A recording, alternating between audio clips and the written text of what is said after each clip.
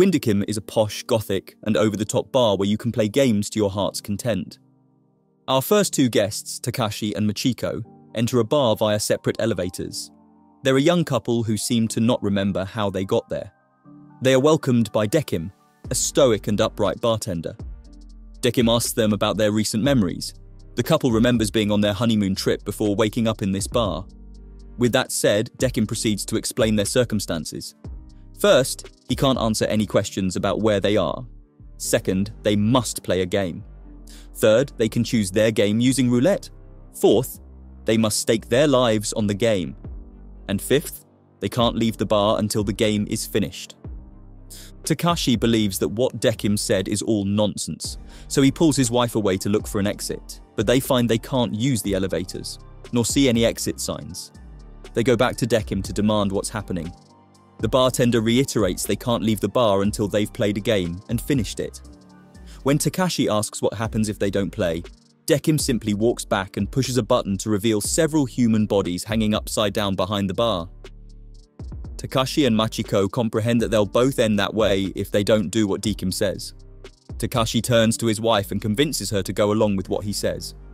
He assures her everything will be alright in the end. Seeing that the couple has agreed to play, Dekim brings out a red button so they can start the roulette.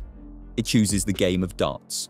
On one part of the bar, an explosion occurs accompanied by sounds of whirring machinery. The dartboards have been set, the rules are simple. Each of them is given an initial score and they must hit the target to lower those scores. The one who reaches 0 first or ends with a score closer to it wins the game. Each of them has 7 darts to play. But the twist, each target shows a specific body part. If hit, the corresponding body part will feel acute pain.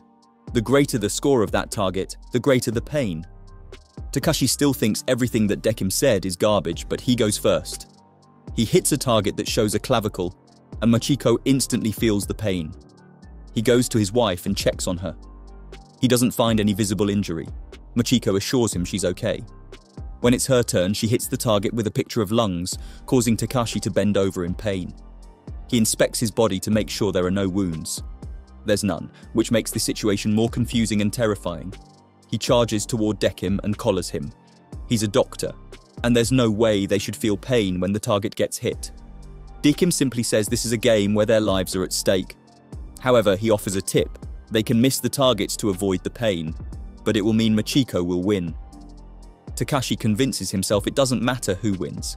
As long as he has his wife, he can bear whatever comes his way. And so the couple intentionally throws their darts outside the boards. At one point, the image of his body hanging upside down flashes in Takashi's mind. That's how he'll end up if he doesn't win. He only has 2 darts left. This greatly distracts him, causing him to hit a target that causes Machiko to cough up blood. She waves it off as an accident. When it's her turn, she hits the one that shows eyes, and Takashi suffers the consequence. Filled with petty revenge, he takes his last dart. Machiko pleads with him not to aim for the belly. As it turns out, she's pregnant. She's been wanting to reveal this to him during their honeymoon trip. Memories start to come back to Takashi and realizes this is the reason why his wife has been out of sorts for some weeks now. With the prospect of becoming a father, he calms down. Just as he throws his last dart, another painful memory comes back. The dart hits the stomach, which greatly pains Machiko. This time, he doesn't regret what he did because he finally remembers his wife's infidelity. He remembers that particular instance before their wedding, when he overheard 2 of her friends discussing someone named Machi. The 2 women were commending Machi for playing the game and winning it.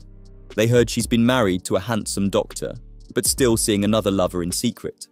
At that time, he understood they were talking about Machiko and became angry when he realized he was going to marry a cheater.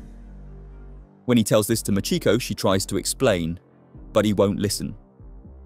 He grabs Machiko's last dart and turns to Dekim. He asks if there's any rule about hitting his target using the other player's dart. He wants to win after all. Dekim says as long as a target is hit, the points are scored. Takashi makes up his mind. He calls his wife Machi and tells her to watch him win. Machiko finally understands what her husband is getting at. She explains that Machi is a nickname for one of her friends back in high school. This Machi is also married to a doctor, but can't break her relationship with a former lover. This is the one the 2 women were actually talking about back then. Takashi realizes he misunderstood the conversation he overheard, and he accused his wife of cheating based on unfounded allegations. But this time Machiko won't hear any of his pleas. She grabs back her dart. Takashi pulls her jacket, causing her to slip and hit the target with a heart on it. Instantly, he suffers. Memories come back to Machiko too, and remembers the car accident they were in. It finally dawns on her that they've both passed away. Dekim confirms this. He says they both arrived at Quindekim to be judged on whether they'll go to heaven or hell. He's simply an arbiter who oversees the judging of the dead. He congratulates Machiko on winning. Meanwhile, Takashi is having a breakdown. He also remembers the car accident too, and the fact that it was he who caused the car to crash and fall onto a cliff. He looks deranged as he pleads with Dekim for another chance, then berates his wife for cheating on him and carrying the child of another man. Machiko steps away for a moment. She remembers how he looked so handsome when he first proposed to her. But she has decided on what she must do. She turns around and admits her unfaithfulness. She looks just as deranged as her husband. She even insults him as someone who's unlovable. Takashi has had enough. He grabs the darts from the board and charges towards his wife. Dekim stops him using his strings. With a finality, he tells Machiko the game is over and they've been judged. He picks up the unconscious Takashi, still tied with strings, and walks over to the elevators. He places the man inside one, and Machiko steps inside the other. The doors close, and both elevators go either up or down, depending on the judgment bestowed upon the occupants. When Dekim turns around, he sees Nona, the bar manager, and a woman with shoulder-length black hair. She's known by others as Kurokami no Onna, or simply Onna. She asks Dekim about the destinations of the couple. He says Takashi will be reincarnated, while Machiko is headed for the void. Onna has a lot of questions, and certainly as viewers you also have your own as well. To clear up some vague notions about Quindekim and everything involved in it, let's go back a few hours earlier. We see Onna waking up from her sleep and Nona greeting her. At the onset, she doesn't remember who she was, even her real name. Nona doesn't mind. The bar manager tells Onna to get ready. They take the train like regular passengers, along with other arbiters. They get off at a station where they proceed to an elevator. Inside is Clavis, the operator. He greets them cordially. Nona explains to her that they'll go to the 15th floor where Quindekim is. Upon arriving there, Onna sees the elegant establishment with a grand chandelier as the centerpiece, and with several mezzanines to observe from. Waiting for them behind the bar is Dekim. Nona explains that this bar is where the deceased come to play a game where they stake their lives. They are called guests, who usually come in pairs. Nona and Dekim are called arbiters, who pass judgments on the deceased based on their life memories and the humanity shown while playing the game. Before the guests come to the bar, their memories are compiled in a sort of kaleidoscope of images, and then submitted to the arbiter. And speaking of memories, Nona telepathically asks someone named Quinn to process the memories and pass them to Dekim. The bartender's eyes contract as he reviews the information given to him. When that's done, Nona gestures to Onna to follow her to a secret room adjacent to the bar. She wants the black-haired girl to observe, as she'll be assisting Dekim in the future. They enter a room where mannequins are hanging upside down. Nona says it's Dekim's macabre hobby, but it also plays a role in his job as an arbiter. When a panel opens, it reveals Takashi and Machiko. The couple doesn't notice the two women blending in with the mannequins they mistook for human bodies. Nona explains that at that moment, the couple doesn't know yet they're dead. It's a crucial element, because if they know they are, then they have no reason to play the game where their lives are at stake. Dekim's job is to judge the guests, so he must influence them, even intimidate them into doing so. The showing of the mannequins is simply a trick to make the guests believe consequences are awaiting them.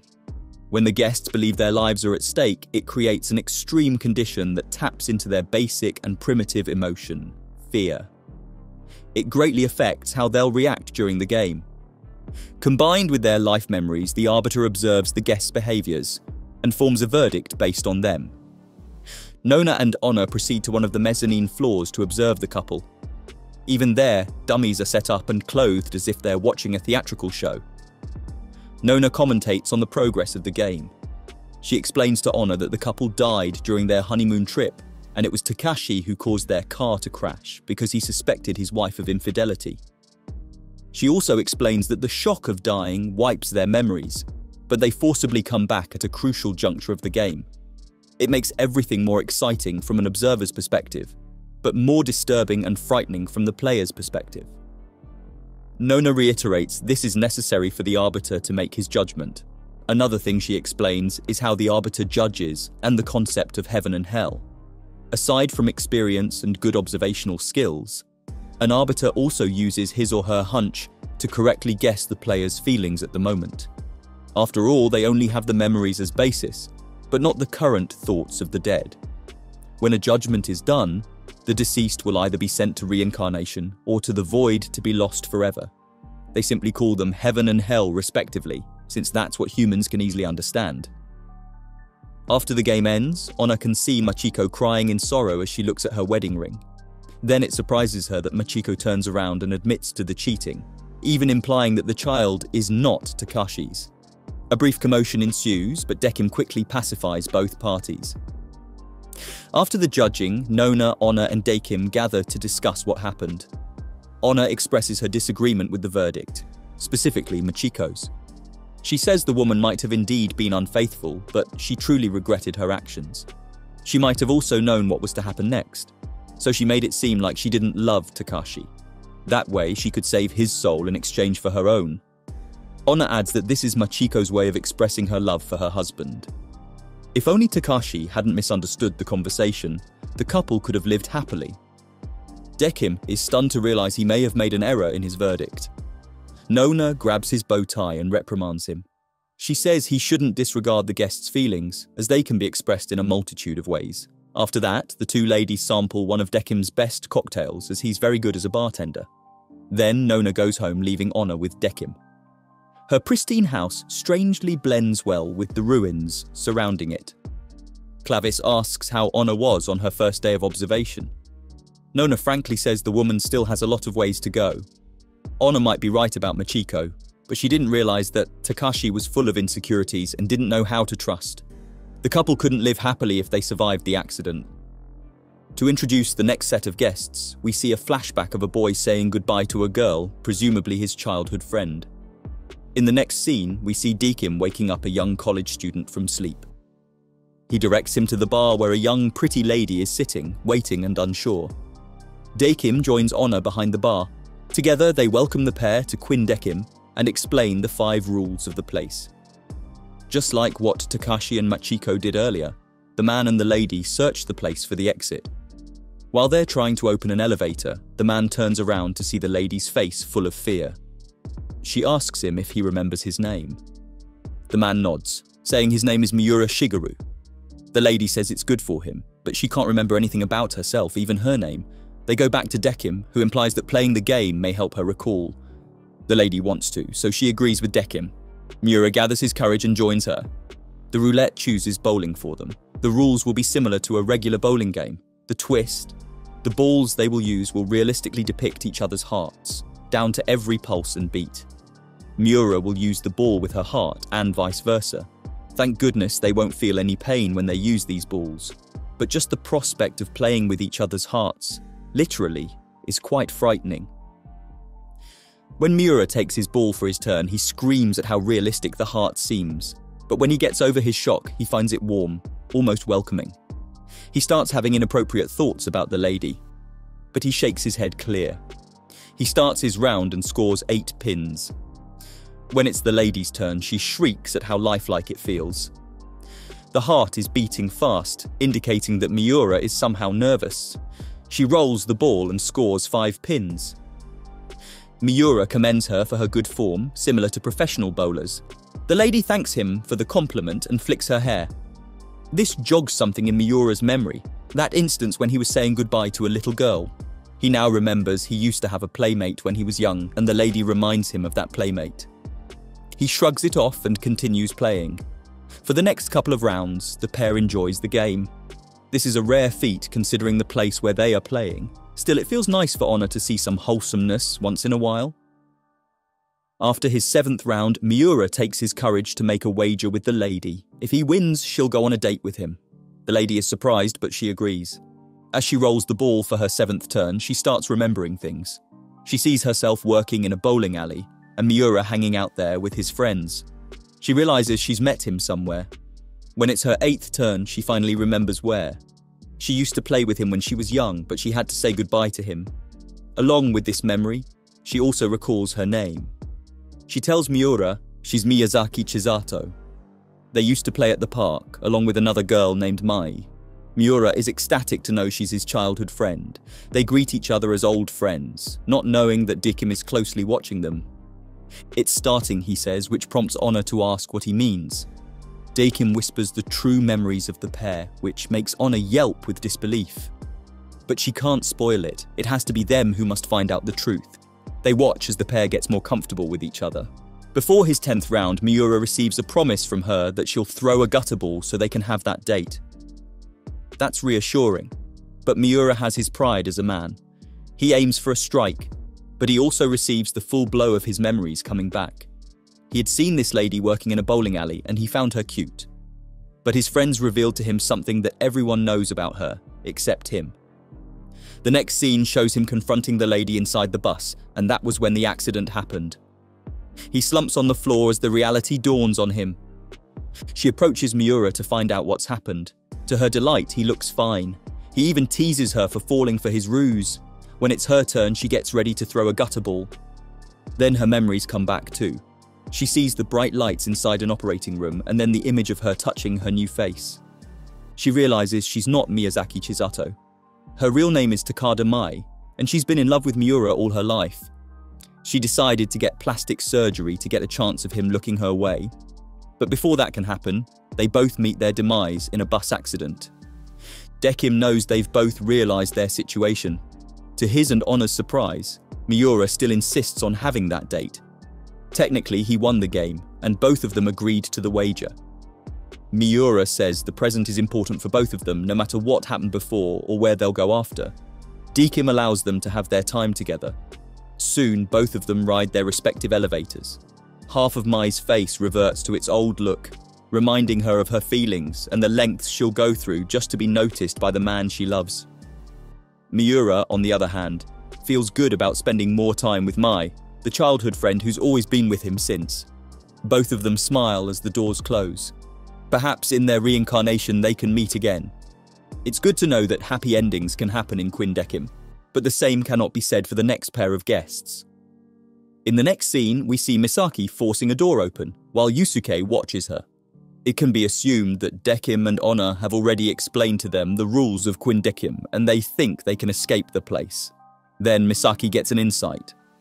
She pulls Yusuke into the ladies' restroom to tell him what she thinks. She says they're in a hidden camera reality television show. She knows these kinds of things because she's in the industry too. Yusuke doesn't recognize her at first, but eventually realizes she's Tachibana Misaki, the famous single mother of 5 featured in a docuseries. Misaki explains they're probably joining a hidden camera show. She's very certain her assistant knew about this, but didn't tell her for the element of surprise. She suggests they both pretend not to know anything about it. After all, directors like to see seemingly natural reactions. Yusuke, who doesn't know nor care about these things, agrees with her. They both go back to Dickim and Honor to let them know they'll play the game. One part of the bar explodes, revealing 2 back-to-back arcade cabinets, which indicate their chosen game. The main goal is to have 2 wins out of 3 rounds of the video game called Battle of Life. Misaki and Yusuke sit in front of each arcade cabinet to select their characters, but to their confusion, there's only one character available, and that character is modelled after each of them. After the weirdly accurate introduction of their characters, their first round starts. It's clear that Yusuke is more skillful.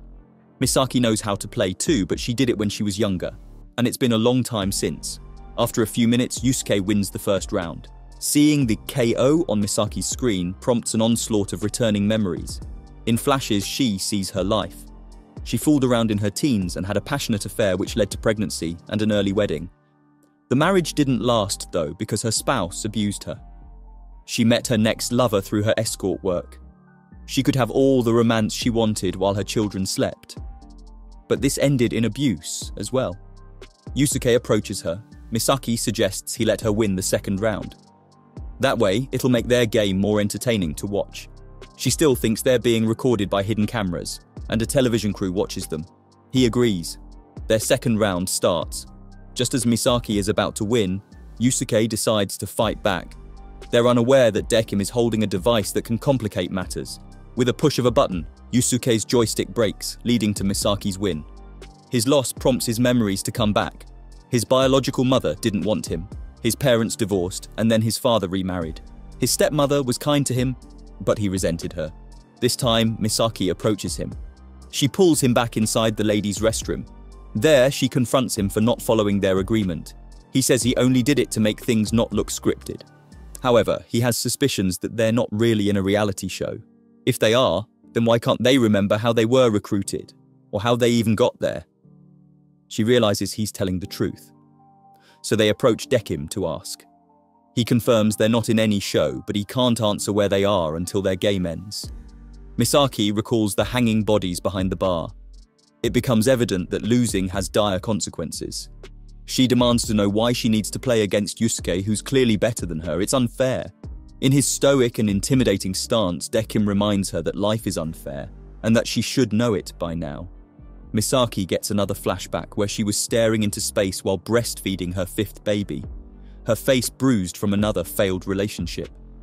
Both Misaki and Yusuke have no choice but to start the final round. She doesn't want to lose. Not again.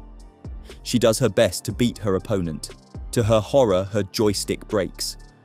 Onna is horrified that Dekim is manipulating the players. She grabs the device from him, but they're interrupted by a breaking sound. They see Misaki smashing Yusuke's head onto the screen until he falls unconscious to the ground. Then it's like Misaki has woken up from a nightmare.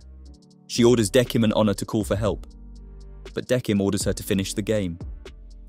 Meanwhile, Yusuke finally remembers his last moments, along with his life regret. His stepmother genuinely loved him and only wanted him to call her mother, but he never did. The next scene shows her worried face above him while they're inside an ambulance. Her call wakes him up. He gets back to the game before Misaki depletes his life bar. In the climax of their game, they both give their all in their attacks. And then, the final round ends in a draw, with their memories returning to them. Yusuke, full of resentment and hatred, chose to end it all by jumping from a window. Meanwhile, Misaki was too abusive to her assistant. The latter decided the best revenge was to end Misaki's life. When the pair come to their senses, Onna announces the end of the game.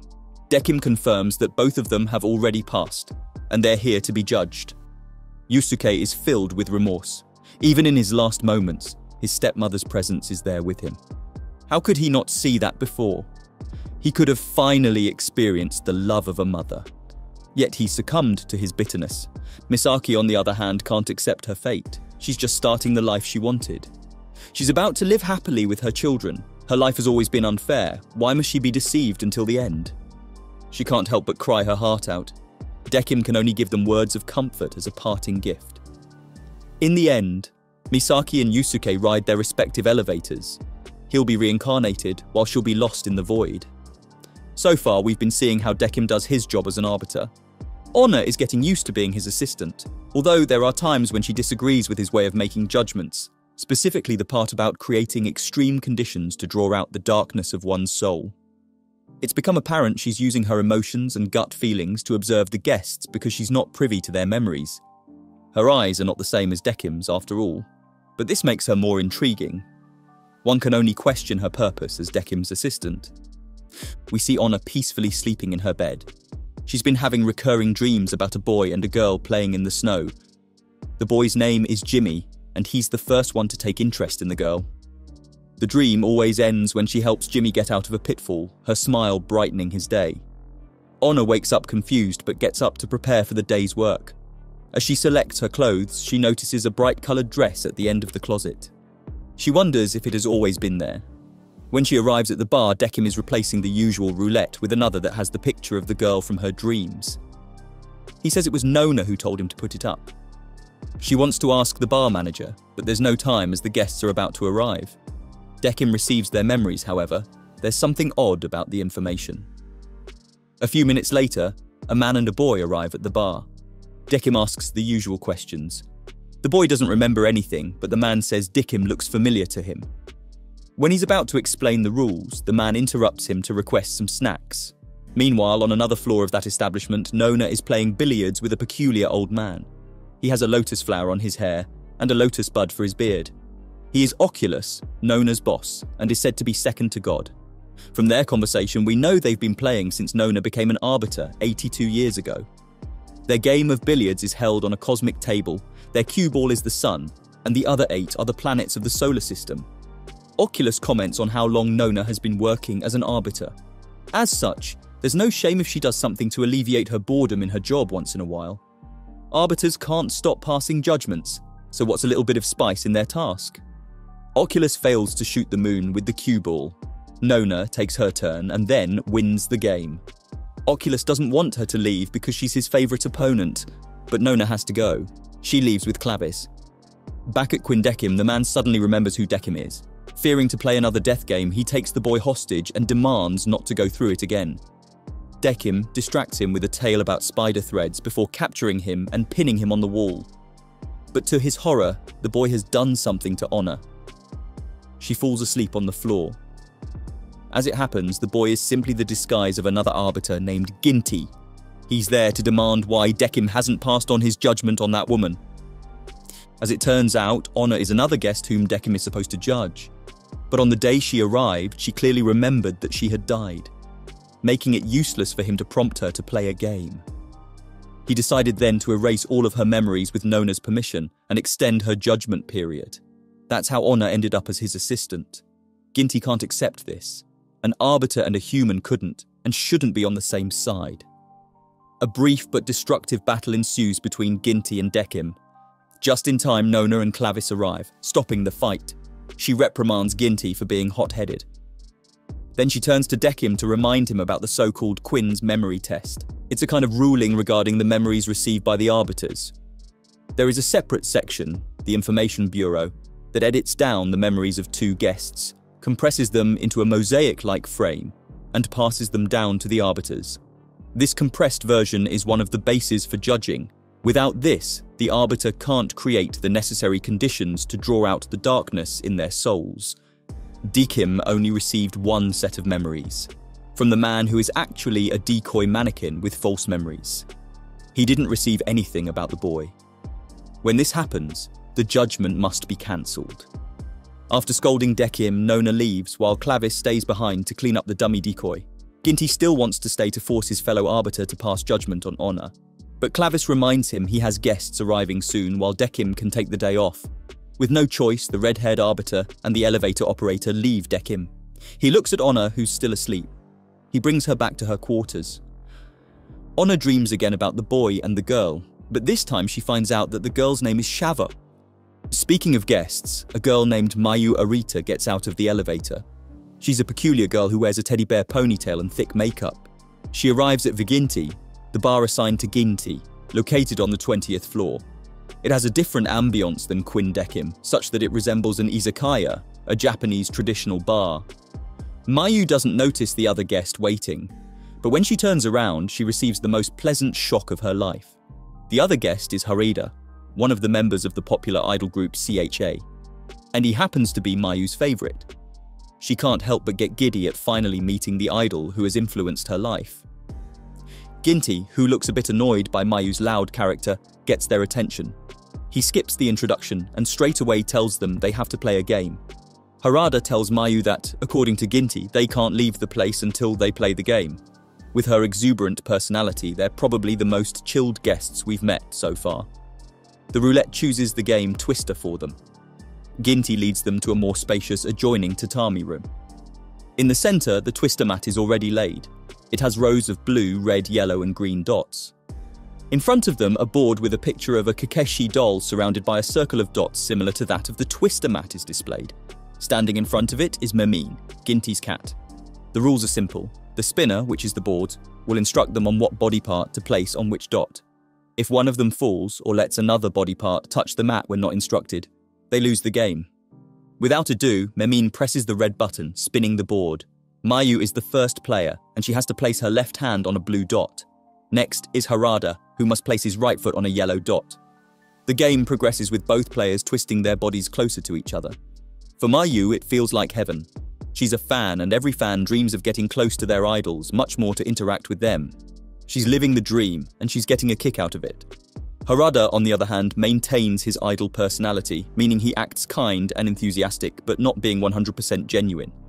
He wishes the girl to be prettier, and is looking forward to getting out of there and seeing Lisa, his latest conquest. Meanwhile, Ginty passes the time by looking at an idol magazine. In there, several reports of Harada's womanizing escapades are written. He finds all of them boring. As the game continues, Mayu and Harada twist their bodies into more compromising poses.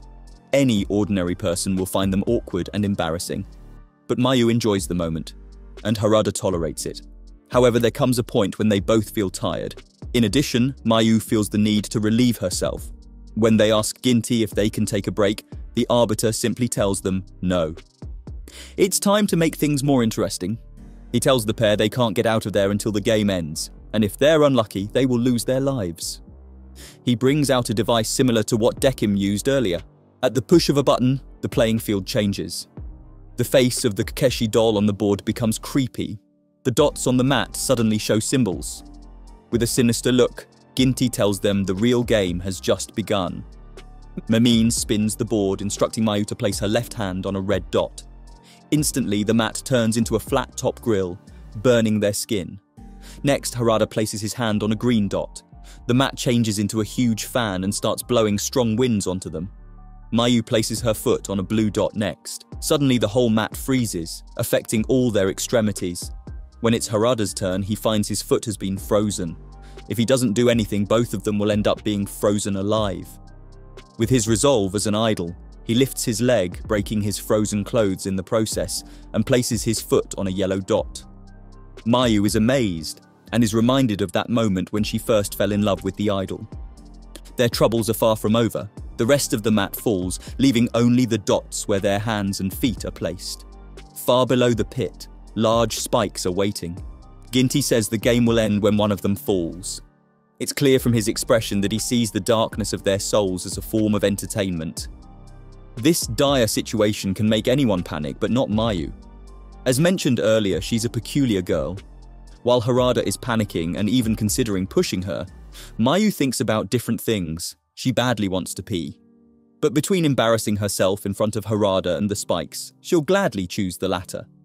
She volunteers to drop out, surprising Ginty. As her final message, she thanks the idol for being an inspiration to her.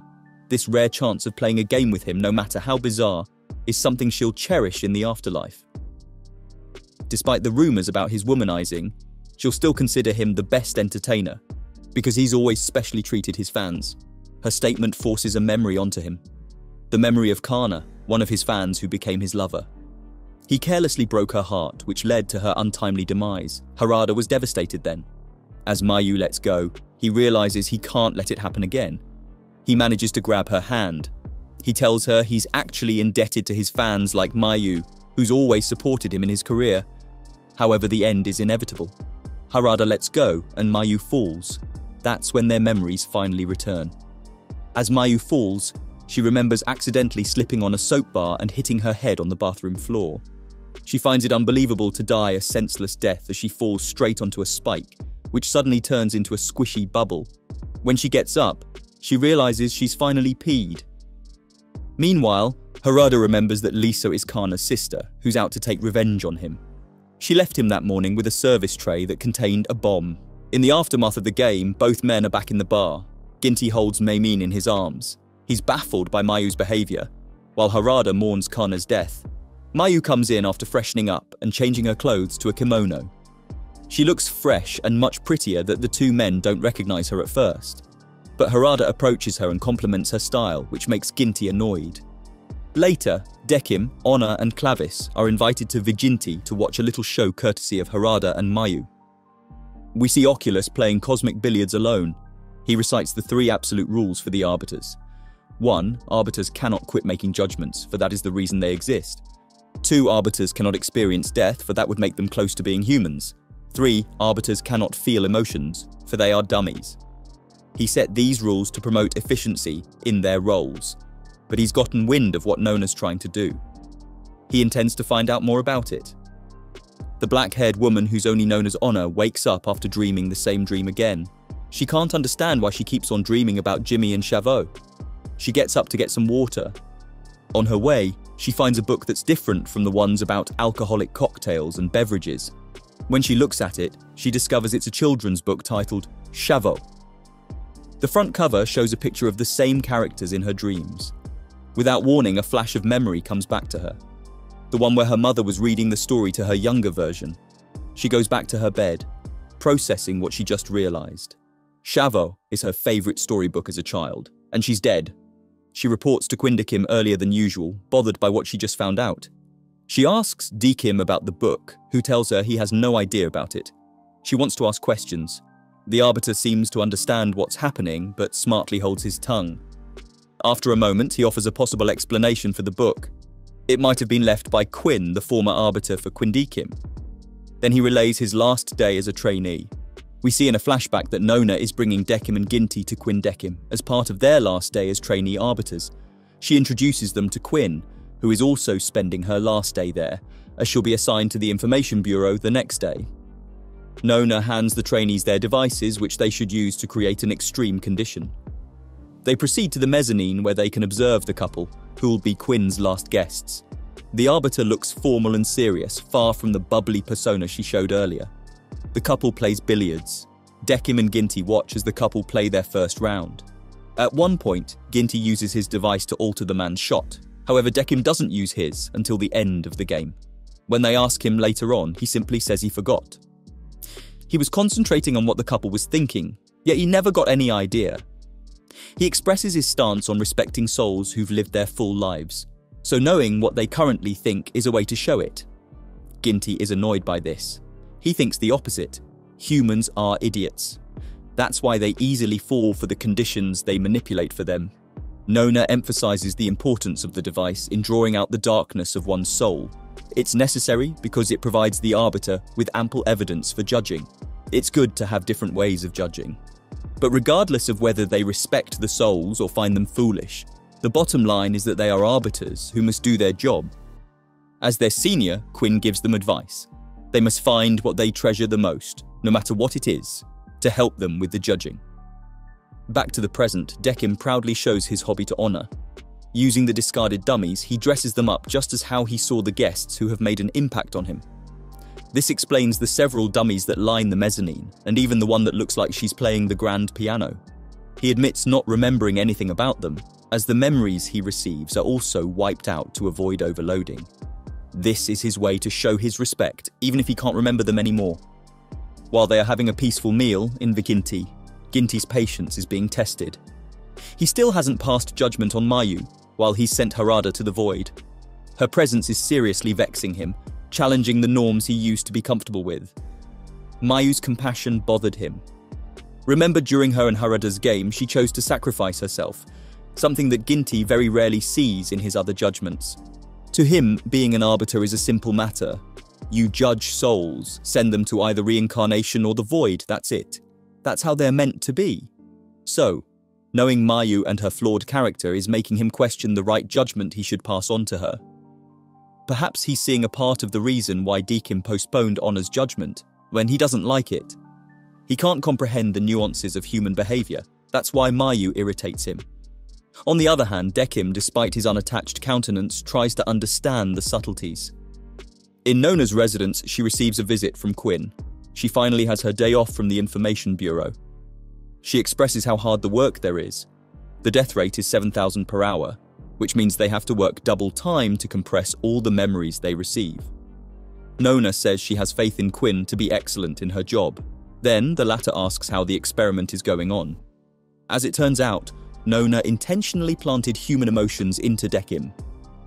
She wants to find out if arbiters can be more efficient in their jobs, if they themselves can experience the emotions their guests are having, and so far it's not producing the results she wanted. Quinn warns her to keep it from Oculus. Later, Nona visits Castra. The latter is in charge of assigning souls to the appropriate arbiter and coordinating it with the Information Bureau. Nona wants her to assign 2 specific souls to Dekim as part of her experiment. Castra initially doesn't want to, as the souls are already marked for a special arbiter. But due to Nona's bribing, she eventually relents. Soon, Dekim receives the memories of his guests, but they are different from the usual ones, as one of them seems to have committed murder. He calls Nona to verify. She says the other arbiters have a full schedule, so she's assigning these specific people to him. He accepts the task. Honor hears the conversation, which puts her on edge. A few moments later, two men walk into the bar. One is young with a crossbody sling bag. The other is older and looks formal and serious. They approach Dekim and Honor, who welcome them to Quinn Dekim. The bartender asks what they remember. They both say they were about to go somewhere but can't recall the rest of the details. The usual introductions and rules are explained, and as expected, both men try to find an exit, as they're not amenable to playing a game with their lives at risk. They explore the place, with the younger one finding the restroom. It's there that he discovers the bloody knife inside the bag. But he doesn't inform the older man about this. They go back to Dekim to ask what will happen if they don't play. The bartender simply shows them the bodies behind the bar. The two men gather their thoughts about their situation. They introduce themselves to each other. The older one is Tatsumi, a police detective, while the younger one is Shimada. Tatsumi comments his observation on Dekim. He says his eyes don't look like that of a killer, nor a liar, which is unusual. It will probably be a safe bet to go along with what he says. Shimada is okay with it. He's relieved to know that if things get worse, he can rely on the detective. With that said, they both return to the counter and tell Dekim they'll play. After pressing the button, the roulette chooses air hockey as their game. The rules are similar to regular air hockey, except that the pucks will have images of their body parts. Red ones are for Shimada, the blue ones for Tatsumi. If they score on the opponent's goal using their own colour, they'll receive 2 points. But if their goal is scored by one of their pucks, they'll be deducted a point. The first one to reach a score of 6 wins the game. The game looks ordinary, so Shimada and Tatsumi start playing. They both score 2 points early on, but that's when the first wave of memories comes back. Shimada remembers he has a younger sister named Sai. They're orphans, and she's his only remaining family member. That's why he treasures her so much. Shimada shares his fond memories. He says he started working right after high school to support Sai's education. Tatsumi finds it endearing. Dekim and Honor watch over them. She forbids him from using the device again. Dekim gives his word as he can't use it anyway. Honor has smashed it during the judgment of Misaki and Yusuke. Besides, she's against using it. The two men take a break from playing. Tatsumi remarks how strange everything has been. He feels like the strangeness isn't the same as the cases he handled before. Being a detective requires an emotional strength and intelligence to face the victims and their families' grief and anger. In his job, Tatsumi has learned to read the feelings of everyone in the room. That's why he's wary about Dekim, about the non-existent emotions in his eyes. He tells Shimada they must continue playing to get to the bottom of this. So they pick up where they left off. When Tatsumi scores, a dark memory comes back. He remembers finding his lovely wife murdered inside their home. The shock of the memory causes him to take a break, much to Shimada's confusion. Dekim looks, saying the pace of the game is slow.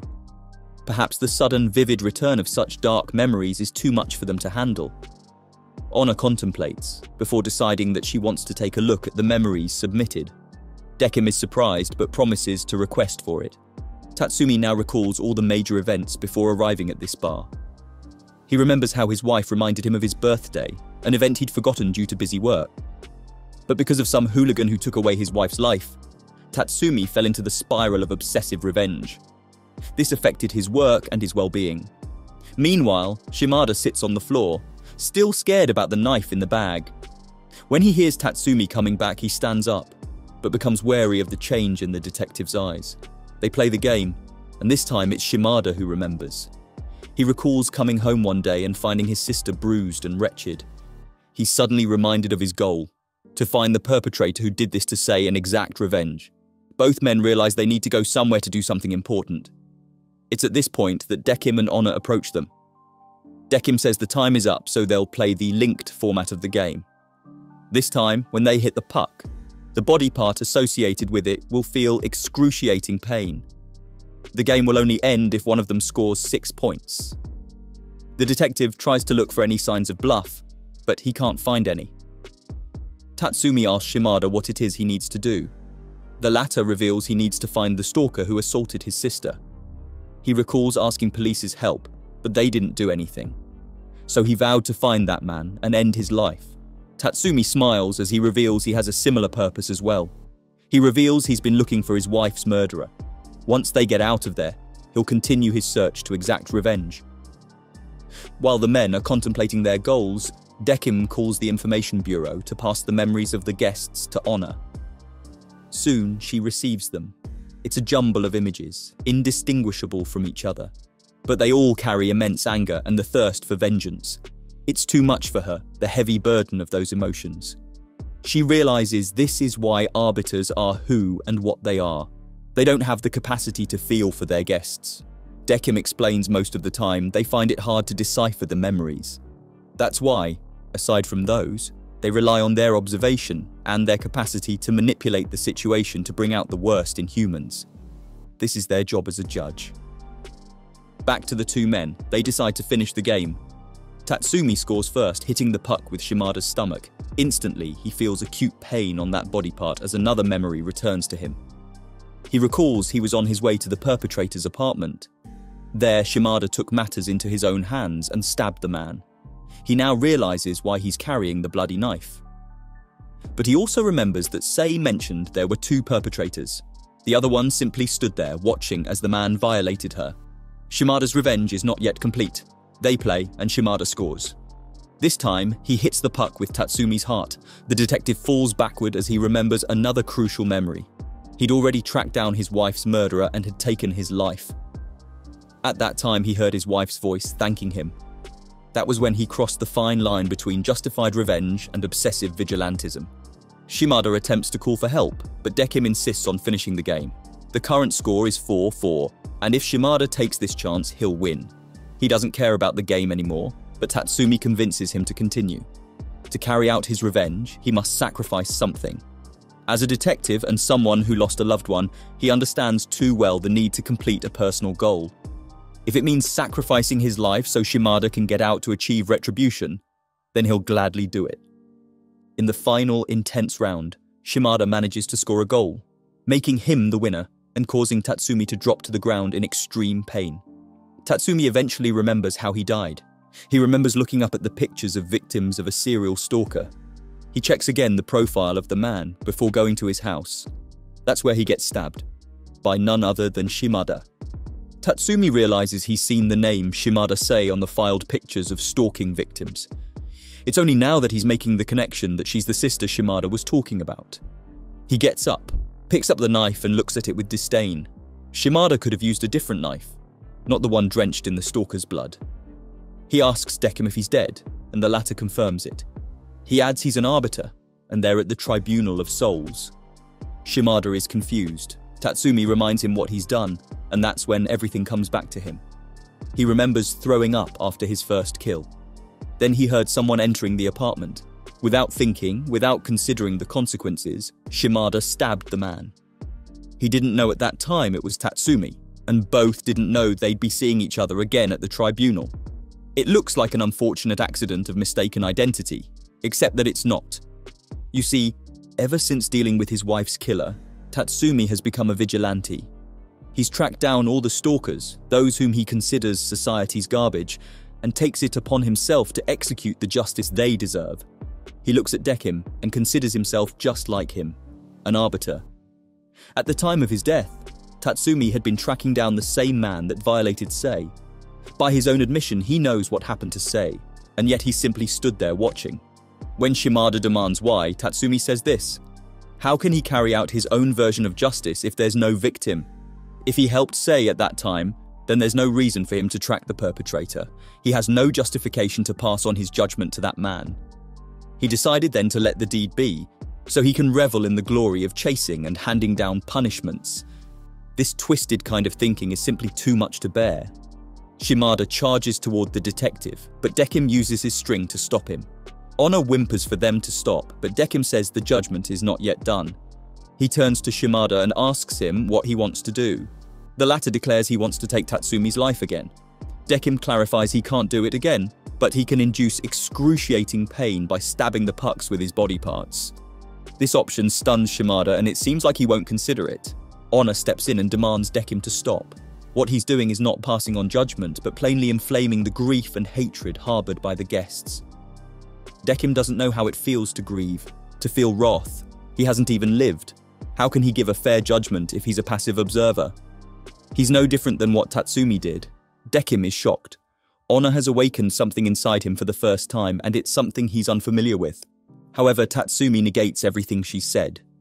He sees his wife's death as the sacrifice needed for him to cross that line. In a taunting and proud voice, he says he's grateful for being a detective because he has access to society's garbage to whom he can pass judgment. Shimada almost stabs the pucks, but Honor stops him. She reminds him that if he restrains himself, he'll be reincarnated, and he'll see Sei again. For a moment he stops, but Tatsumi continues goading him. In the end, Shimada gives in to his wrath and plunges the knife onto the stack of pucks. It's as close as possible to taking Tatsumi's life again. Dekim is standing still from the realization he just had, while Honor is devastated to see a soul throw away its remaining humanity. It's not shown where Shimada and Tatsumi were sent, but one can only guess. After this intense judgment, Dekim visits Nona. He expresses his doubts about the way he judges souls. He's starting to think the extreme situations they're supposed to manipulate aren't showing the existing darkness, but rather creating it. The whole concept goes against his principle of respecting souls who have lived a full life. He can't continue becoming an arbiter that way. Nona mentions the black-haired woman, who's known to everyone as Honor. He still hasn't passed his judgment on her. To recall, Honor, whose real name is still unknown, is a human spirit who knew she was dead the moment she arrived at Queen Dekim. Therefore, Dekim couldn't prompt her to play games, and thus he couldn't judge her. Time is almost up for the woman, and Dekim needs to do something about it. Nona says she'll send him a special guest.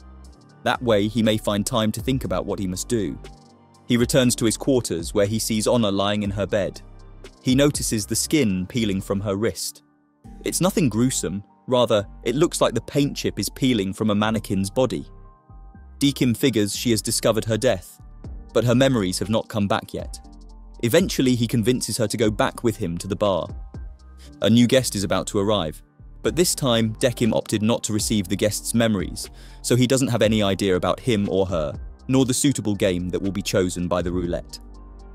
A few minutes later, a pleasant old woman walks toward them.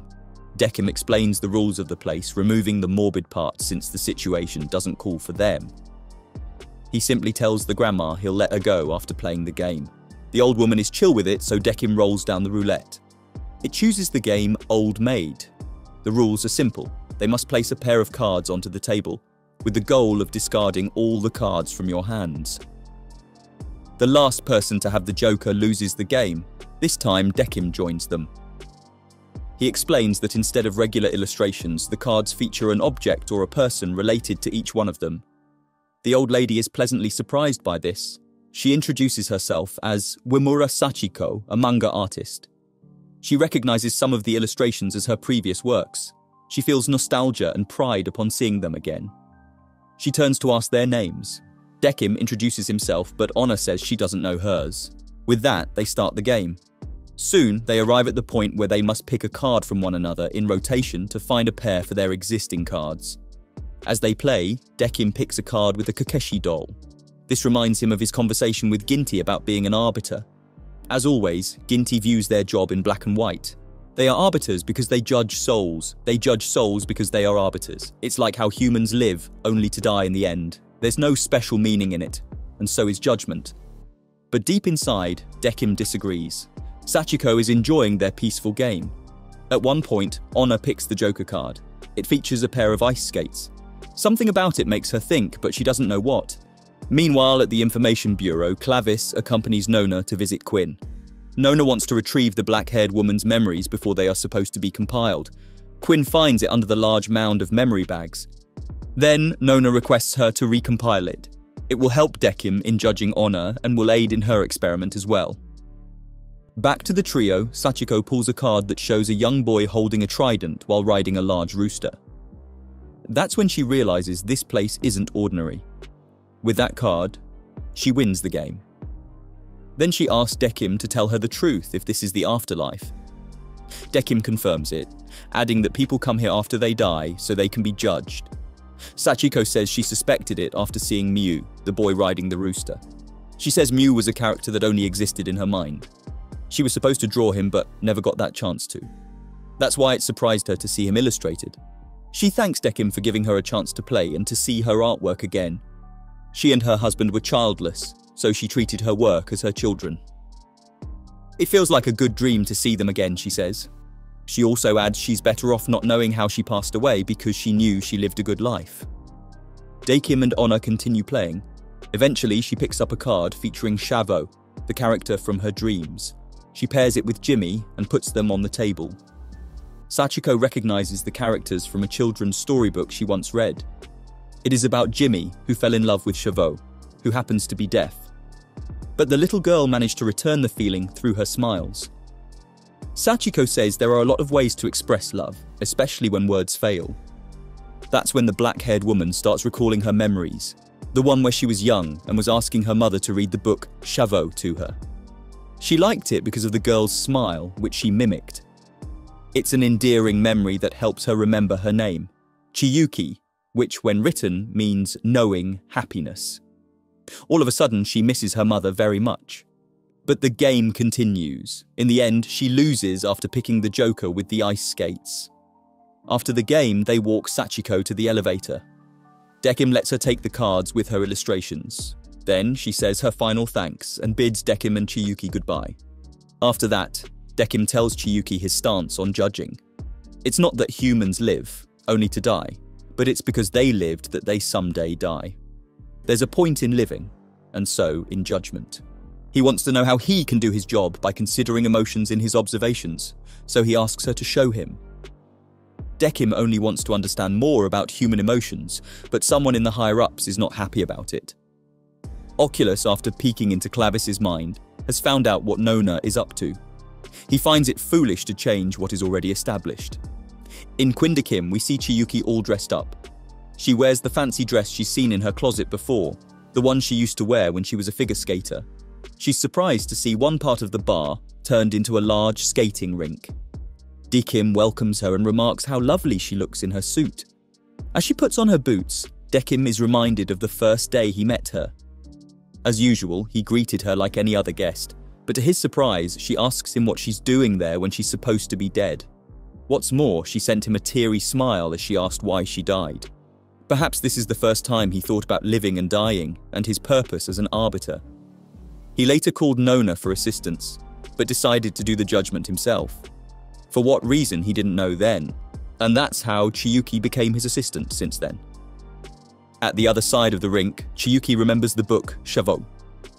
It has always been her favourite book, and may have been the reason why she first fell in love with ice. She glides towards the centre when the mannequin starts playing an accompanying melody. With that, she feels her body pick up the rhythm, and soon she feels herself gracefully lost in her movements. The mannequins on the mezzanine start clapping, mimicking an audience that appreciates the show Chiyuki is putting on. Her memories start coming back slowly. It was when she first saw the figure skaters looking like fairies on ice that she decided to become one someday.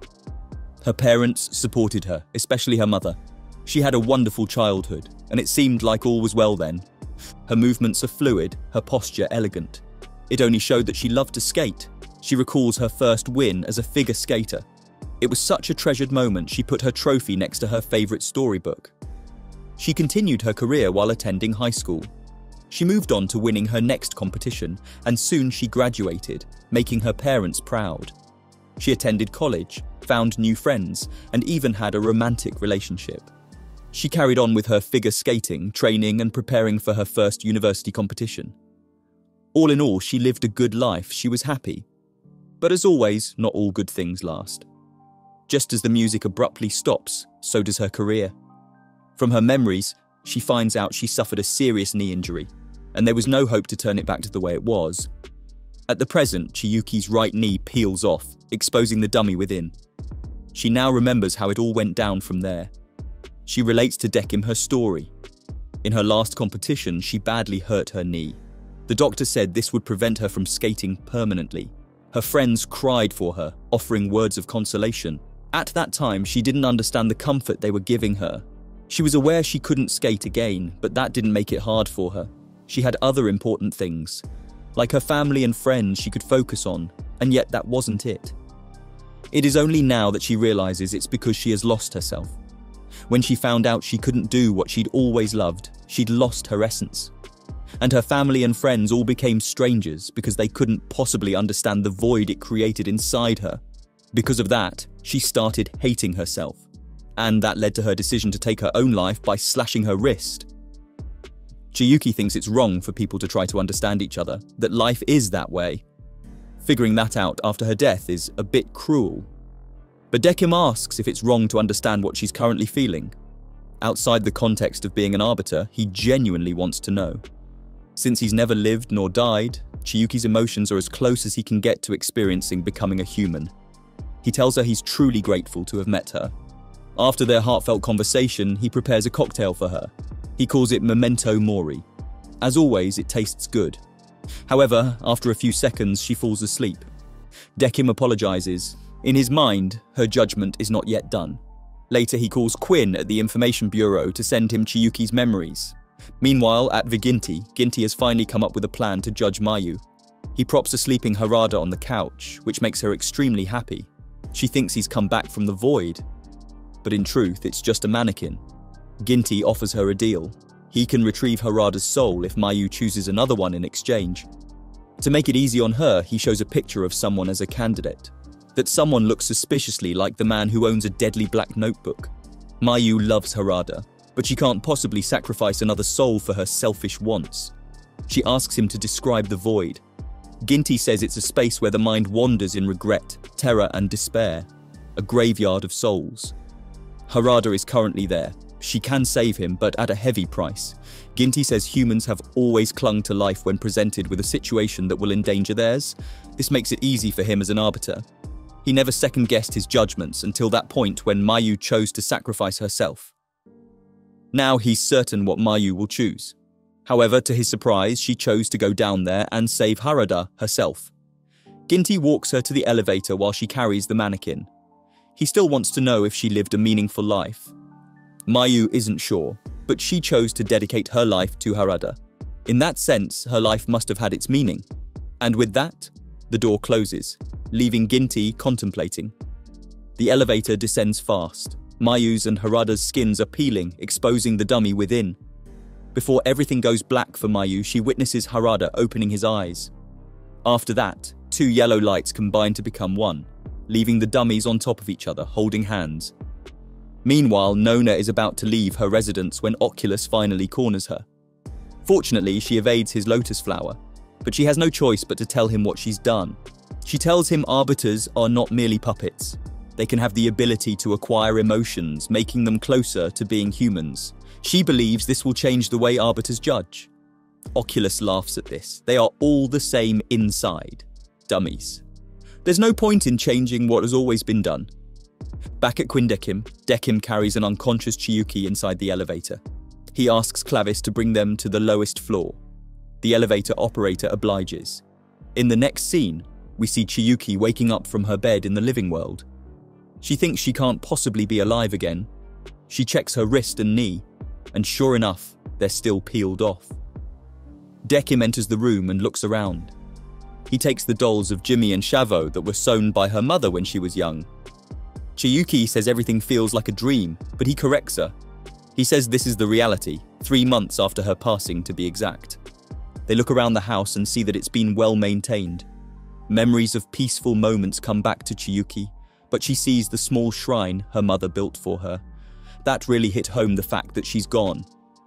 Soon her mother arrives home. Chiyuki feels a strong urge to hug her mother and tell her she missed her. They proceed to the porch where Dekim tells her that although they are in the real world, they can't communicate with the living. However, there is a way for her to do it. He gives her the familiar device. At one push of the button, Chiyuki can come back to life, all her memories of Quindekim erased. But in exchange, one human will die. There are billions of humans in the world, so the chance that it'll be one of her family or friends is slim to none. He emphasizes that there's almost no time left. As she contemplates her decision, she sees her mother placing a bowl of her favorite food on the shrine. Then she hears her apologizing for not knowing how she felt at that time. That she failed as a mother for not having any idea. Chiyuki almost runs to her mother, but Dekim stops her. She turns to him and says she wants to live again, to talk to her. She wants to apologize for not understanding. She has said before that it's wrong to understand people, but now she's changing her stance. Because right now, it's the only way for her to really see how her mother suffered after her passing. Dekim lets her go, as this is the point when he can finally make the judgment. Chiyuki holds the device. She makes up her mind. Just as she's about to press the button, all her memories of the previous guests come back to her. That's when she realizes it's not fair. Everyone has feelings for someone, and surely they will suffer if their loved one passes away just because she chose to live again. The previous guests have all lived their lives, have been part of other people's lives, and their passing must have affected someone, just like how it affected her mother. Chiyuki feels relieved to know what her mother feels about her passing, and the ideal thing is that she should be content with it. However, she can't help feeling remorseful for not giving her a proper goodbye, for not telling her suffering when she lost her sense of self. Her feelings become more painful when she sees her mother hugging the doll she made for her. While she's mourning, Dekim feels that acute pain of sorrow in his chest. So this is how it feels to be sad for other people. As an arbiter, he's equipped to judge souls, but he's not equipped to relate to their emotions. Chiyuki has managed to awaken that part of him. She grabs the device and then aims it towards him. She demands him to press the button. Overloaded with the sensations, Dekim screams. Then, their reality starts to crack like glass, and his eyes become human. Soon, pieces of it float upwards and disappear, revealing that they're in the middle of a dumpster for mannequins. Dekim apologizes for deceiving her. He's an arbiter and his job is to pass judgment on her. But now he can't help but feel sorrow for her remorse, for her want to live again. Perhaps creating this extreme situation isn't to draw out the darkness in one's soul. Rather, it's to ascertain the soul's true feelings about the life it has lived. And having emotions certainly helps in giving accurate judgments. Chiyuki sees his efforts and understands. She forgives him right there and then. Somewhere else, Oculus and Nona watch the progress of the judgment.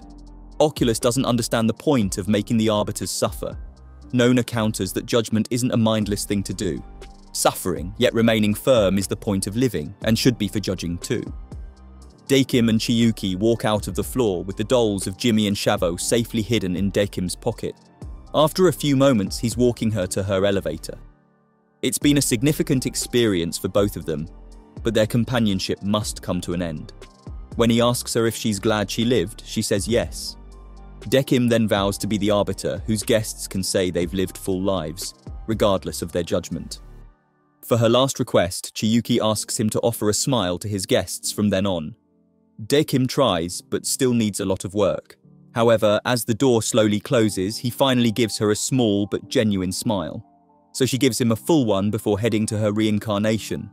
In the aftermath of the events, things have mostly gone back to normal. Ginty adds another Kokishi doll to his collection, one that looks a lot like Mayu. Nona, Quinn and Castra meet again for some meal and gossip. Nona has decided to see how things go now that Dekim has changed as an arbiter. Meanwhile, Oculus adds a fourth rule. Arbiters may not work hand in hand with life, for it will ruin them. As Dekim receives his next set of guests, he offers them a small smile. On one side, Chiyuki's mannequin watches as well. Thank you all for watching. See you in the next video.